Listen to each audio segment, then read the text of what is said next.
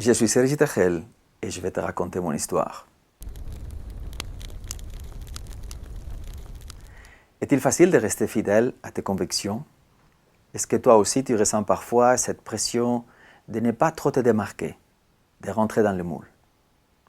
Peut-être que comme moi, tu as grandi avec les récits bibliques. Ou peut-être tu as découvert plus tard ces personnages qui ont fait de l'intégrité leur marque de fabrique. Pense pour un moment par exemple à Joseph. Il est sous pression et il reste fidèle tant dans les secrets comme en public, allant jusqu'à bénir ceux qui lui ont fait du tort.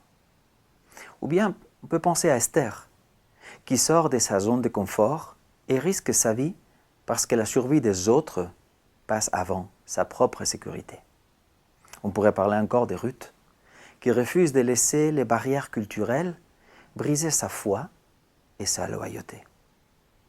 Et que dire d'Étienne, n'est-ce pas? Lui qui, face à la violence de l'institution, garde les yeux fixés sur le Christ pour témoigner de l'Évangile, même au prix de sa vie. Chacun de nous, à un moment donné, ressent ces défis, les défis de la fidélité.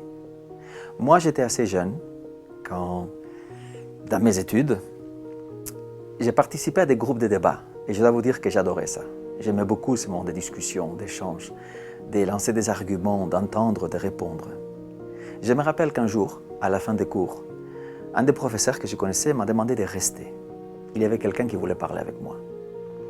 On était dans une chambre, dans une salle de cours, et là, tout d'un coup, j'ai découvert qu'on avait remarqué que je me débrouillais plutôt bien dans les débats et les discussions. Et un représentant d'un parti politique très connu en Espagne était là, car il voulait m'inviter à joindre la jeunesse de son parti.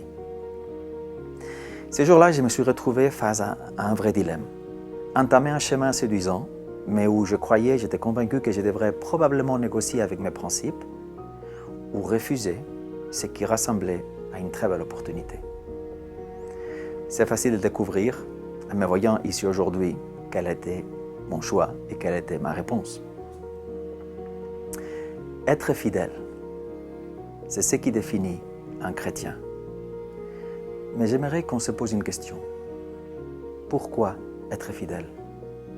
Pourquoi faire ces choix? Par obligation? Pour plaire à une institution?